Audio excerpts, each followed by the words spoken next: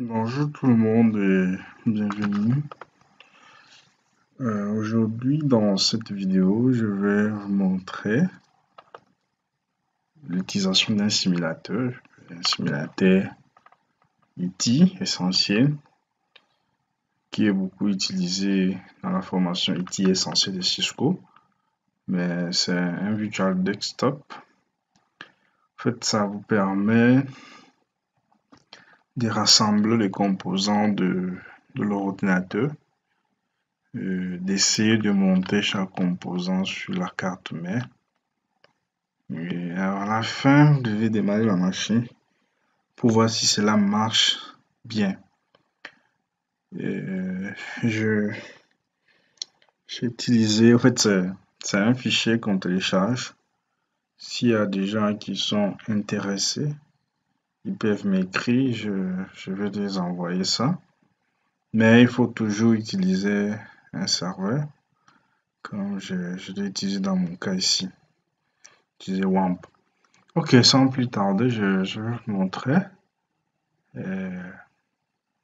Voilà, il y a des instructions ici qui disent c'est un virtual desktop qui vous permet d'apprendre et c'est de l'assembler et voir aussi les comportements et après vous allez tester pour voir si c'est vrai. Voilà, un peu en gros comme ça. Le voilà ici. Par exemple, il y a une étape ici.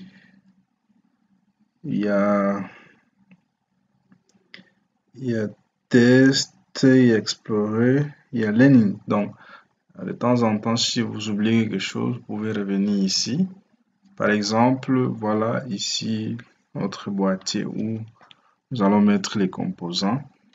Et première des choses, nous devons passer l'alimentation.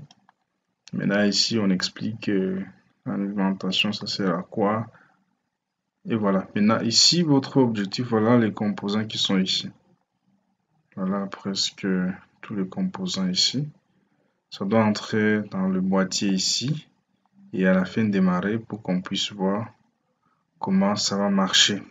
Sans plus tarder, je vais aller un peu vite.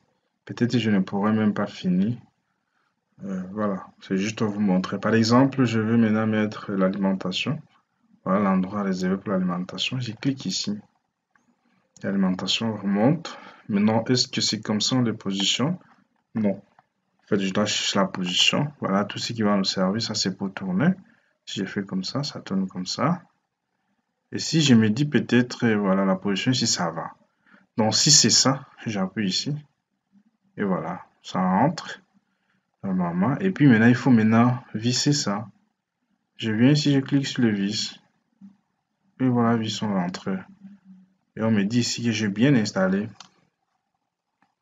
Donc, je vais bien retenir la leçon. Et je peux dire OK. Et je passe maintenant à l'autre étape. Par exemple, si je dois passer le barrette mémoire, je clique ici. On me donne la position. Maintenant, c'est à moi de trouver la bonne position. Je dis par exemple, c'est ça. Si je dis c'est ça. Je vais essayer de vous montrer. Si ce n'est pas ça, ça ne peut pas entrer. Vous voyez? Ça n'entre pas. Alors, je suis obligé de tourner normalement bien. Voilà. Non, je rentre tout petit et puis voilà. Un peu, voilà. Voilà. Mais ici, il faut toujours caler ici. Il faut bloquer avec ça. Il faut cliquer ici. Voilà. Je dois installer l'autre barrette mémoire.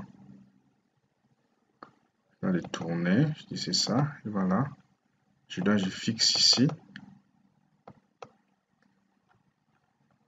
Ici. Voilà, ça ferme. Et après ça, on me dit toujours j'ai bien. Et je dois maintenant installer le CPI. On me dit que c'est là qu'il faut l'installer. Et voilà, je vais prendre la bonne position pour que cela entre normalement.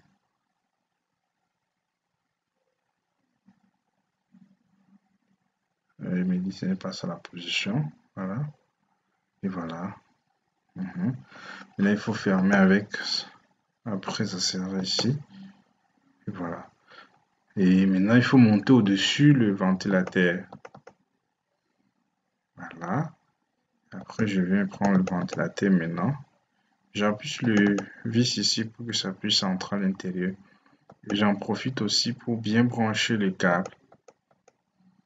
Par exemple, voilà. Le câble est entré. Maintenant, il faut installer la carte, mais il faut l'installer à l'intérieur du boîtier. Je prends.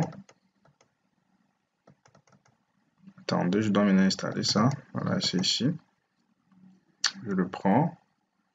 Et voilà. Donc, je dois bien aussi le positionner. Voilà, si je dis c'est ça. D'accord. Voilà, maintenant, je dois utiliser des vis ici pour visser. Et voilà. Et j'avance. Maintenant, il faut installer les cartes. En fait, je vous reviens à la fin pour voir si j'ai bien installé. Voilà, tout à l'heure.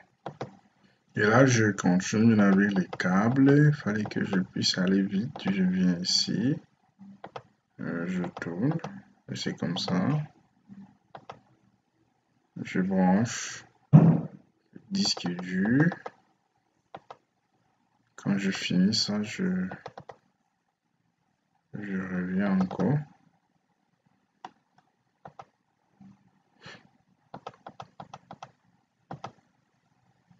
Voilà. C'est ici. Et ça.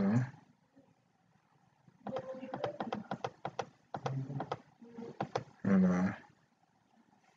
Et simple alimentation. Je viens ici.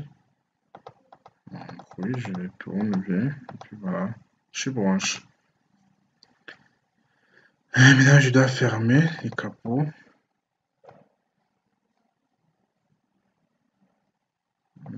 Qu'est-ce que j'ai oublié? Est-ce que j'ai oublié quelque chose? Je ne pense pas. Maintenant, je dois fermer.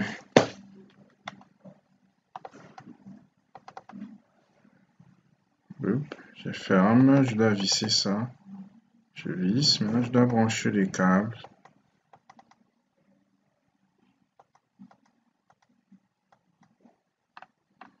Voilà. Donc, je branche. Après, je branche le clavier. Et je tourne justement tout petit. Je tourne un peu.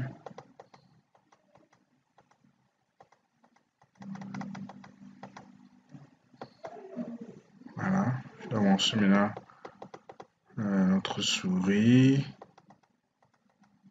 Voilà, je sais, voilà, ça marche. Ça c'est le port USB. C'est le port USB. On va insérer. Câble Ethernet.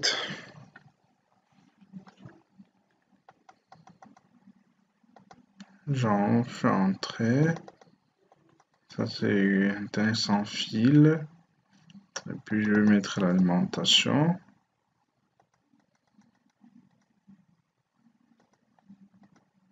Et voilà.